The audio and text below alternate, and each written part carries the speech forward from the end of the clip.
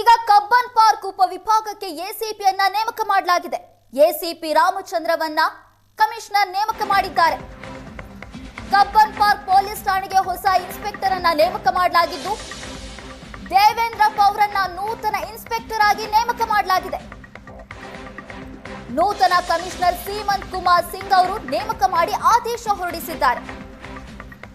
ನಿನ್ನೆ ಎಸಿಪಿ ಮತ್ತು ಇನ್ಸ್ಪೆಕ್ಟರ್ ಅನ್ನ ಅಮಾನತು ಮಾಡಿತ್ತು ರಾಜ್ಯ ಸರ್ಕಾರ. ಅದರ ಬೆನ್ನಲ್ಲೇ ನೂತನ ಎಸಿಪಿಯನ್ನ ನೇಮಕ ಮಾಡಲಾಗಿದೆ. ಚಿನ್ನಸ್ವಾಮಿ ಕಾಲ್ತುಳಿತಕ್ಕೆ ಅಧಿಕಾರಿಗಳ ತಲೆದಂಡವಾಗಿದ್ದು, ಇಂದು ಅಧಿಕಾರಿಗಳನ್ನ ನೂತನ ಕಮಿಷನರ್ ನೇಮಕ ಮಾಡಿದ್ದಾರೆ.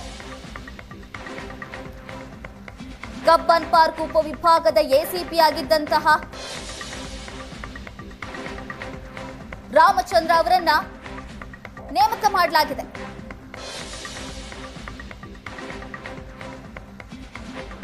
ನಿನ್ನೆ ಎಸಿಪಿ ಮತ್ತು ಇನ್ಸ್ಪೆಕ್ಟರ್ ಅನ್ನು ಅಮಾನತು ಮಾಡಿತ್ತು ರಾಜ್ಯ ಸರ್ಕಾರ. ಚಿನ್ನಸ್ವಾಮಿ ಕ್ರೀಡಾಂಗಣದಲ್ಲಿ ನಡೆದ ಕಾಲ್ತುಳಿತಕ್ಕೆ ಪೊಲೀಸ್ ಇಲಾಖೆ ವೈಫಲ್ಯವೇ ಕಾರಣ ಅಂತ ರಾಜ್ಯ ಸರ್ಕಾರ ಪೊಲೀಸ್ ಇಲಾಖೆಯಲ್ಲಿ ಇದ್ದಂತಹ ಅಧಿಕಾರಿಗಳನ್ನ ವರ್ಗಾವಣೆ ಮಾಡಿತ್ತು, ಕೆಲವರನ್ನ ಸಸ್ಪೆಂಡ್ ಮಾಡಿತ್ತು. ಈಗ ಕಬ್ಬನ್ ಪಾರ್ಕ್ ಉಪವಿಭಾಗಕ್ಕೆ ನೂತನ ಎಸಿಪಿಯನ್ನ ನೇಮಕ ಮಾಡಿದ್ದಾರೆ ಹೊಸ ಕಮಿಷನರ್. ನೂತನ ಕಮಿಷನರ್ ಸೀಮಂತ್ ಕುಮಾರ್ ಸಿಂಗ್ ಅವರು ದೇವೇಂದ್ರಪ್ಪ ಅವರನ್ನ ನೇಮಕ ಮಾಡಿದ್ದಾರೆ. ಚಿನ್ನಸ್ವಾಮಿ ಕಾಲ್ತುಳಿತಕ್ಕೆ ಅಧಿಕಾರಿಗಳ ತಲೆದಂಡಾಗಿತ್ತು. ಇಂದು ನೂತನ ಅಧಿಕಾರಿಗಳನ್ನ ನೇಮಕ ಮಾಡಲಾಗಿದೆ.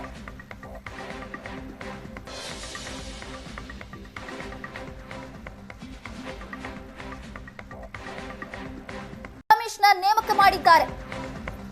ಕಬ್ಬನ್ ಪಾರ್ಕ್ ಪೊಲೀಸ್ ಠಾಣೆಗೆ ಹೊಸ ಇನ್ಸ್ಪೆಕ್ಟರ್ ಅನ್ನ ನೇಮಕ ಮಾಡಲಾಗಿದ್ದು, ದೇವೇಂದ್ರಪ್ಪ ಅವರನ್ನ ನೂತನ ಇನ್ಸ್ಪೆಕ್ಟರ್ ಆಗಿ ನೇಮಕ ಮಾಡಲಾಗಿದೆ. ನೂತನ ಕಮಿಷನರ್ ಸೀಮಂತ್ ಕುಮಾರ್ ಸಿಂಗ್ ಅವರು ನೇಮಕ ಮಾಡಿ ಆದೇಶ ಹೊರಡಿಸಿದ್ದಾರೆ. ನಿನ್ನೆ ಎಸಿಪಿ ಮತ್ತು ಇನ್ಸ್ಪೆಕ್ಟರ್ ಅನ್ನ ಅಮಾನತು ಮಾಡಿತ್ತು ರಾಜ್ಯ ಸರ್ಕಾರ. ಅದರ ಬೆನ್ನಲ್ಲೇ ನೂತನ ಎಸಿಪಿಯನ್ನ ನೇಮಕ ಮಾಡಲಾಗಿದೆ. ಚಿನ್ನಸ್ವಾಮಿ ಕಾಲ್ತುಳಿತಕ್ಕೆ ಅಧಿಕಾರಿಗಳ ತಲೆದಂಡವಾಗಿದ್ದು, ಇಂದು ಅಧಿಕಾರಿಗಳನ್ನ ನೂತನ ಕಮಿಷನರ್ ನೇಮಕ ಮಾಡಿದ್ದಾರೆ. ಕಬ್ಬನ್ ಪಾರ್ಕ್ ಉಪವಿಭಾಗದ ಎಸಿಪಿ ಆಗಿದ್ದಂತಹ ರಾಮಚಂದ್ರ ಅವರನ್ನ ನೇಮಕ ಮಾಡಲಾಗಿದೆ.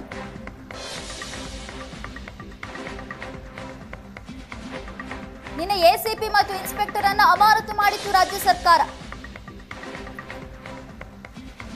ಚಿನ್ನಸ್ವಾಮಿ ಕ್ರೀಡಾಂಗಣದಲ್ಲಿ ನಡೆದ ಕಾಲ್ತುಳಿತಕ್ಕೆ ಪೊಲೀಸ್ ಇಲಾಖೆ ವೈಫಲ್ಯವೇ ಕಾರಣ ಅಂತ ರಾಜ್ಯ ಸರ್ಕಾರ ಪೊಲೀಸ್ ಇಲಾಖೆಯಲ್ಲಿ ಇದ್ದಂತಹ ಅಧಿಕಾರಿಗಳನ್ನ ವರ್ಗಾವಣೆ ಮಾಡಿತ್ತು, ಕೆಲವರನ್ನ ಸಸ್ಪೆಂಡ್ ಮಾಡಿತ್ತು. ಈಗ ಕಬ್ಬನ್ ಪಾರ್ಕ್ ಉಪವಿಭಾಗಕ್ಕೆ ನೂತನ ಎಸಿಪಿಯನ್ನ ನೇಮಕ ಮಾಡಿದ್ದಾರೆ ಹೊಸ ಕಮಿಷನರ್. ನೂತನ ಕಮಿಷನರ್ ಸೀಮಂತ್ ಕುಮಾರ್ ಸಿಂಗ್ ಅವರು ದೇವೇಂದ್ರಪ್ಪ ಅವರನ್ನ ನೇಮಕ ಮಾಡಿದ್ದಾರೆ. ಚಿನ್ನಸ್ವಾಮಿ ಕಾಲ್ತುಳಿತಕ್ಕೆ ಅಧಿಕಾರಿಗಳ ತಲೆದಂಡಾಗಿತ್ತು. ಇಂದು ನೂತನ ಅಧಿಕಾರಿಗಳನ್ನ ನೇಮಕ ಮಾಡಲಾಗಿದೆ.